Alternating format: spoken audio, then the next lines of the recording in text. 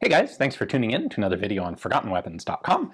I'm Ian McCullum, and today we are taking a look at perhaps the best example I have ever seen of a Finnish Browning high power. Now, when the Winter War rolled around, the Finns were pretty eager to get guns from pretty much anywhere that they could, and they were actually already aware of the Browning high power. Of course, everyone was sort of aware of them, but the Finns had actually bought a couple of them in 1939. When the Lahti L35 pistol development program wasn't quite going according to the anticipated timetable, the Finnish military bought a couple of high powers for comparative testing, just in case. Well, when the Winter War breaks out at the very end of 1939, they inquired to FN if maybe they can buy some of them because they really need some pistols. Specifically, they request a purchase of 2,400. FN is perfectly happy to accommodate them. Finland, in fact, already has some other FN guns on order. They've purchased 1910s and 1910/22 pistols for various military, police, and border guard use. And FN simply slotted some high powers into those deliveries. So they purchased 2,400. The first 900 arrived in February of 1940. The remaining 1,500 arrived in March of 1940. That's not really enough time for many of them to have seen service, but they definitely did see a lot of service in the continuation war that would follow. So this is mechanically completely standard. There were no special modifications to the guns. There were no special markings to the guns, sort of, at least as were applied at the factory in Herstal by FN. So let's take a look at the few little differences that we do have that distinguish this as a Finnish Browning high power.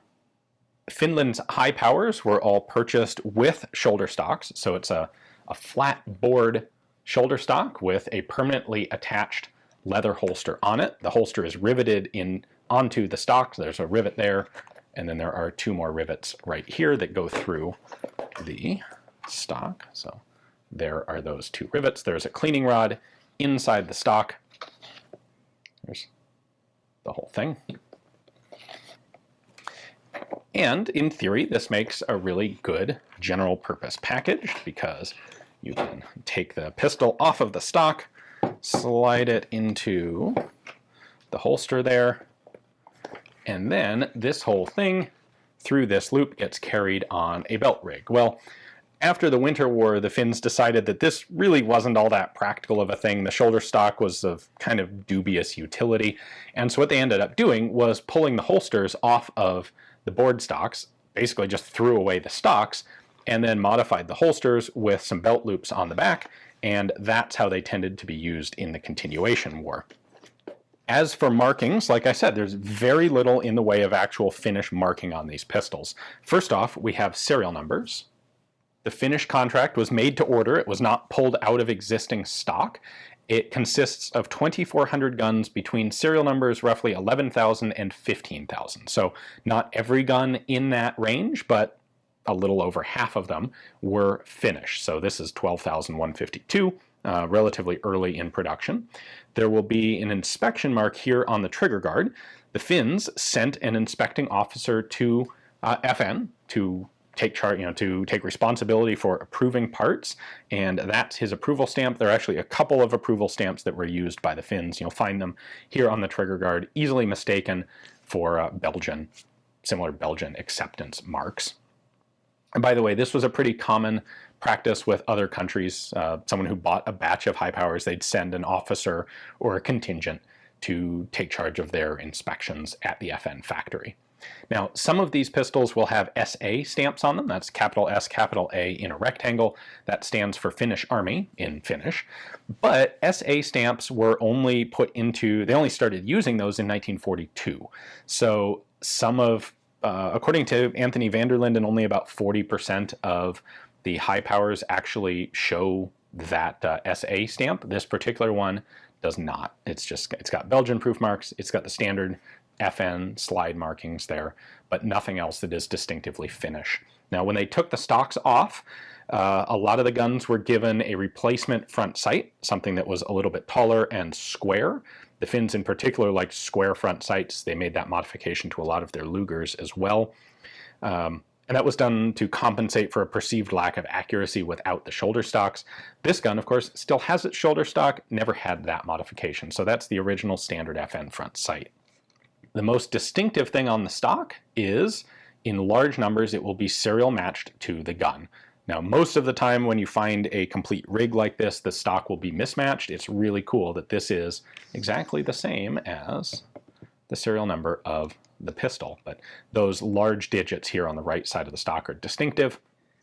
And sometimes the stocks will also be SA marked, and they can be in a variety of places on the stock, but like the pistols, lots of them simply aren't marked because they didn't, some of these pistols got into service in time for the Winter War, saw combat, walked home with a soldier instead of being returned to the army like they were should, and thus never got into the proper Finnish inventory.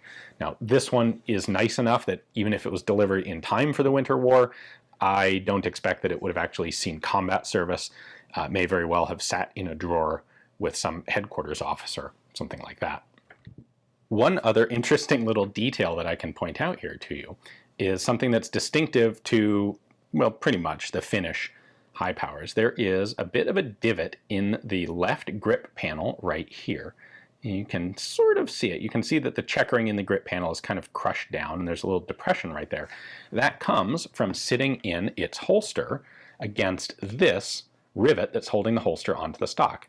That rivet sits right there against the grip, and over time it gives that grip its own distinctive wear pattern. So that's one of those things that can tell you if a pistol actually was originally associated with that holster and stock. Of course, it's not really a question on this one with the matching serial numbers, but neat little detail.